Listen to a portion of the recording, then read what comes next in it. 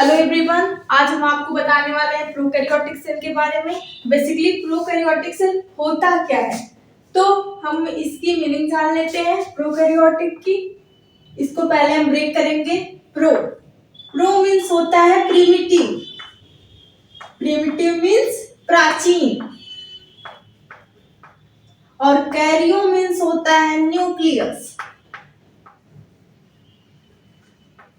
जिस ऑर्गेनिज्म में well defined nucleus नहीं प्रेजेंट होता है वही प्रोकैरियोट्स होते हैं। प्रोकैरियोटिक ऑर्गेनिज्म को ही हम प्रोकैरियोट्स बोलते हैं। प्रोकैरियोटिक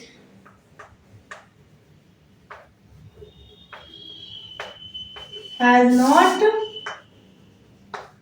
वेल डिफाइंड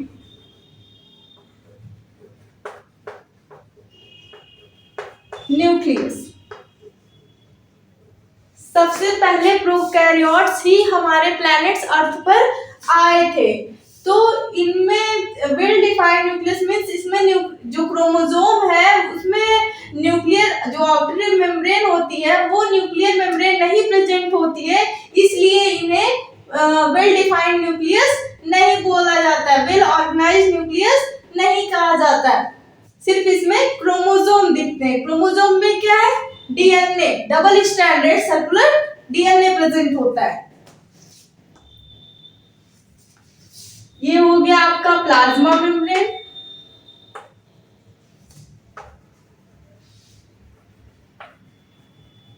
जो कि थिन आउटर कवरिंग होती है बैक्टीरियल सेल की। ये बैक्टीरियल सेल है। बैक्टीरियल सेल प्रोकैरियोट्स होते हैं। Plasma membrane are present in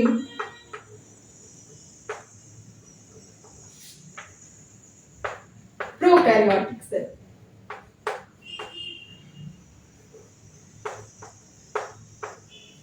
और सेकेंड आउटर कवरिंग आती है। इनमें तीन आउटर कवरिंग पाई जाती है। एक plasma membrane, second cell wall and third glycocalyx. Glycocalyx, अगर ग्लाइको मींस समझ गए होंगे, ग्लाइको मींस कार्बोहाइड्रेट। कार्बोहाइड्रेट क्या है ये? अगर ये जो ग्लाइकोकैलिक्स है, अगर ये चिपचिपापन है इसमें तो ये स्लाइमी होता है, अगर हार्ड है तो इसे हम कैप्सूल बोलते हैं। अगर दो टाइप्स के होते हैं ग्लाइकोकैलिक्स,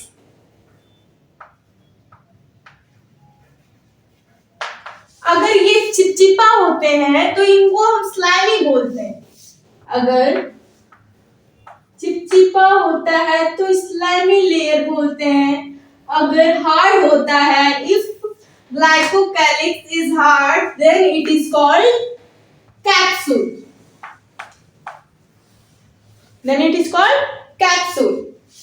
एंड थर्ड, इसमें एक्स्ट्रा क्रोमोसोमल डीएनए भी प्रेजेंट होता है, जिसको हम लोग क्या बोलते हैं? Extra chromosomal circular DNA present होता है, जिसको हम प्लाज्मिड के नाम से जानते हैं, जिसको हम प्लाज्मिड बोलते हैं।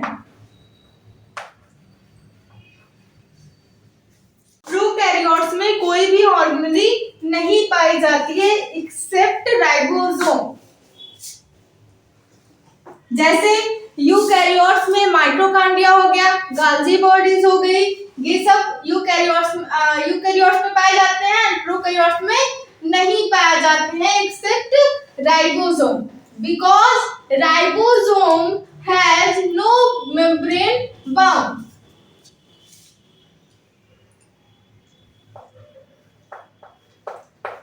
No organelle are found in prokaryote except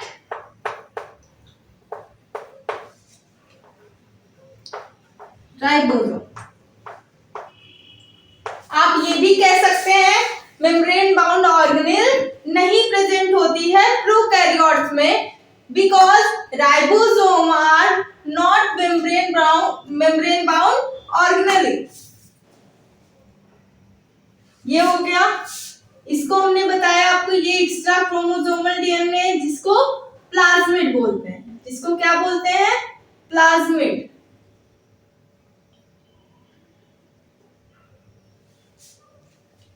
ये आपका राइबोसोम।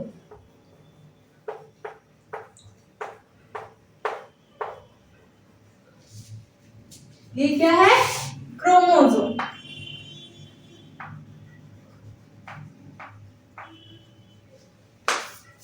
ये जो प्लाज्मा मेम्ब्रेन एक्सटेंस होकर इनफोल्ड करके इनसाइड इनफोल्डिंग बनाता है, इसको बोलते हैं लैमेली, लैमेला भी कह सकते हैं। और ये जो इनफोल्डिंग होती है, इस पार्ट्स को हम मीसोजोम बोलते हैं। इसका फंक्शन होता है रेस्पिरेशन करना और डीएनए रेप्लिकेशन में भी मदद करता है। कौन? मीसोसोम। ये क्वेश्चन आते हैं पीएमटी लेवल में, नीट लेवल में ये क्वेश्चन आते हैं। रेस्पिरेशन प्रोकैरियोटिक ऑर्गेनिज्म में रेस्पिरेशन कहाँ होता है? ये रेस्पिरेटरी एंजाइम सिक्रीट करता है।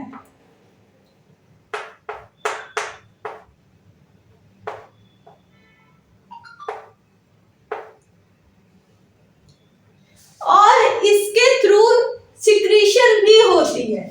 मीसोसोम के थ्रू सिक्रीशन भी होती है। इसके बहुत सारे काम होते हैं। जो डीएनए रेप्लिकेट करता है, मींस डीएनए रेप्लिकेट करने के लिए मीसोसोम के पास जाता है तो ये रेप्लिकेट कर पाता है। मीसोसोम के द्वारा ही डीएनए रेप्लिकेट करता है।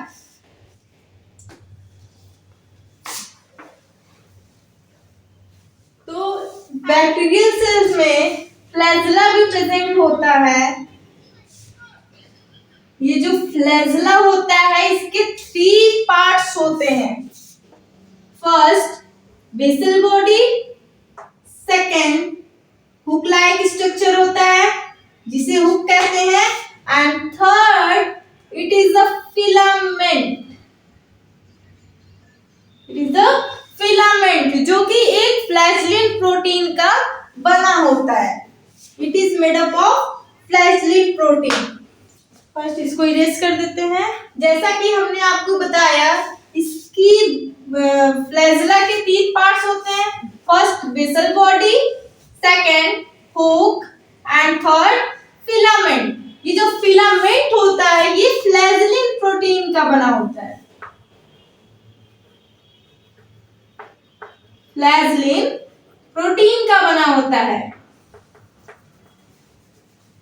एंड इसे हम फिलामेंट कहते हैं। ये क्या है? Filament. It is hook and this is basal body.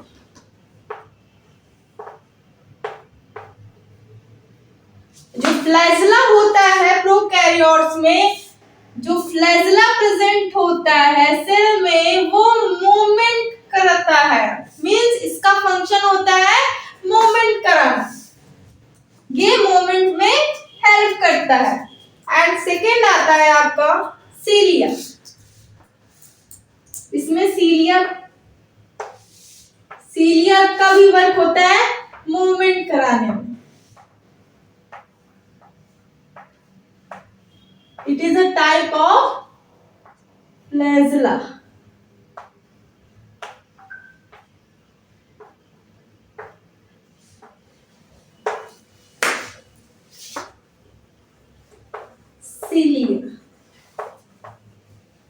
सीलिया भी क्या कराता है? मूवमेंट कराता है। एंड इसमें फिम्ब्री नामक पार्ट्स होता है। फिम्ब्री नाम का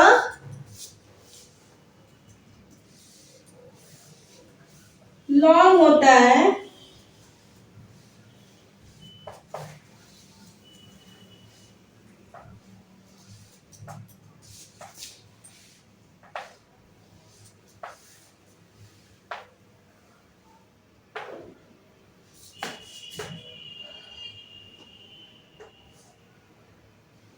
ये अटैचमेंट में वर्क करता है। अटैचमेंट में वर्क करता है। जैसे हमारी बॉडी पे अगर इसको रहना है, या फिर चिपकना है तो ये फिम्बरी द्वारा ही रहता है। बैक्टीरिया हमारे बॉडी में फिम्बरी द्वारा ही अटैच होता है। फिंगर लाइक स्ट्रक्चर होता है, ये फिम्बरी द्वारा ही अटैच होता है।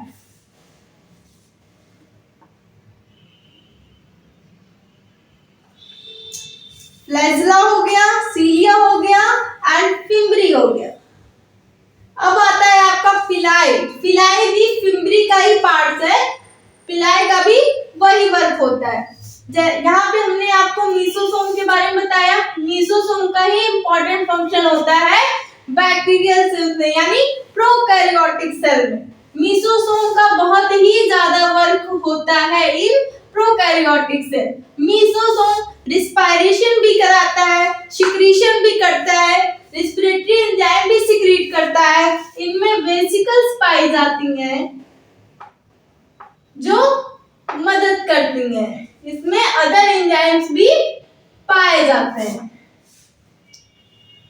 Other enzymes are present in mesosome.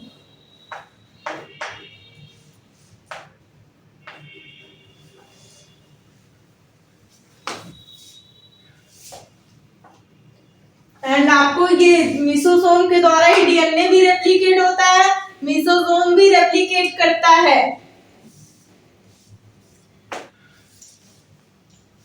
तो ये आपका कंप्लीट हुआ प्रोकैरियोटिक सेल। आई होप आप लोगों को अच्छे से समझ में आया होगा। Thank you.